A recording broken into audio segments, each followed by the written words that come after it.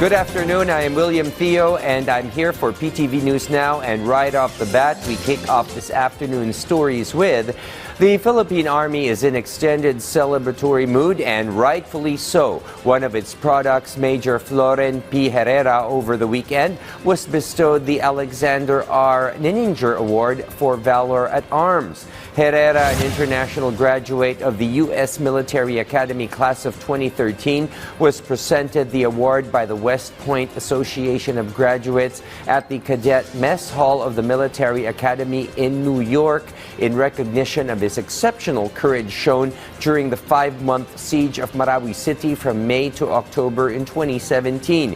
He is the first Filipino graduate of the renowned military academy to ever win such a prestigious honor.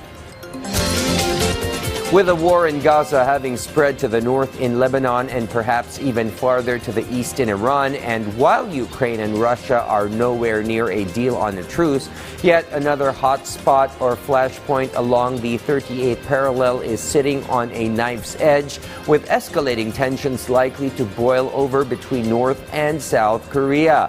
And earlier today, South Korea confirmed a number of roads interconnecting both countries have been blown up and completely destroyed by the North as animosities between the two escalate over North Korea's claim Seoul flew drones over its capital, Pyongyang. For its part, Seoul or South Korea refused to confirm Pyongyang's drone accusations, but instead warned it would harshly respond and punish its neighbor to the north once the safety of South Korean citizens are put at risk. Meanwhile, North Korean strongman and President for Life Kim Jong-un convened a top national security huddle on Monday in which he directed a plan of immediate military action once the order to respond or strike is given. But South Korea is also talking and acting tough, especially with a solid backing of allies behind like Japan and the United States, which is more nuclear capable than Pyongyang and Kim Jong-un could ever muster. Columbus Day is a federal holiday in the United States celebrated on the second Monday of October. In 2019, the progressive state of California opted to officially celebrate Indigenous Peoples Day in the place of the centuries-old tradition of commemorating Christopher Columbus on such a day. VOA's Gina Dulot paid a visit to the Getty Museum, where a couple of thousands gathered to celebrate the auspicious occasion.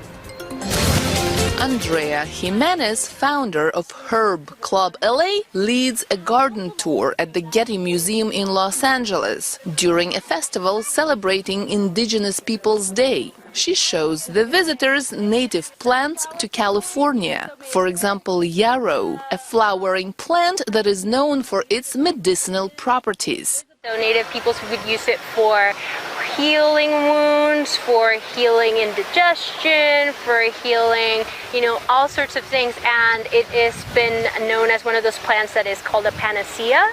The third annual celebration of Indigenous Peoples Day at the Getty Museum drew about 2,000 people, making the event one of the biggest in Los Angeles, says festival founder Chelsea Anderson. So the mission of the Family Festival is to share resources of artists and makers from Indigenous diaspora in Los Angeles. We love the educational component of sharing traditions of the past, but also we really celebrate contemporary voices and contemporary artists. One of the artists, Shigo Belilitso, a dancer with the Wild Horse Native American Association, says Indigenous Peoples Day brings recognition to his people who lived on the land before Europeans came. I remember growing up, a lot of some teachers, they didn't even know we would exist.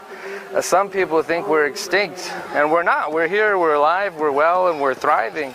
And we're passing this to our next generation, our singing, our dancing, our traditions. The state of California does not observe Columbus Day, having replaced it with Indigenous Peoples Day in 2019. Solange Aguilar, a Native American poet, says growing up it was a struggle celebrating Christopher Columbus Day. There's this story about him that he discovered America, but you can't really discover something when there are already people there. It's important to learn that history and understand that he was a really bad guy, he was awful, and that history of him, that mythos or whatever, is a real thing. It's a real trauma that we carry. Erica Barrenwall, who moved last month to Los Angeles from Columbus, Ohio, is celebrating Indigenous Peoples Day with her family for the first time. She believes recognizing Native peoples will make a better future for her mixed-race kids.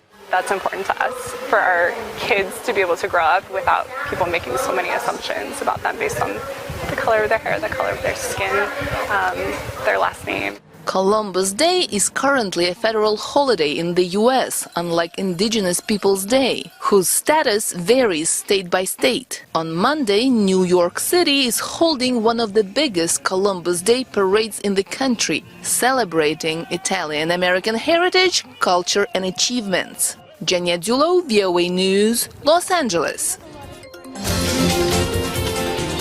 And we've come to the end of our program. Join us anew for the evening edition for the late-breaking stories at the hour. Always stay connected by keeping it here for news you can count on. I am William Theo, and thank you for watching PTV News Now.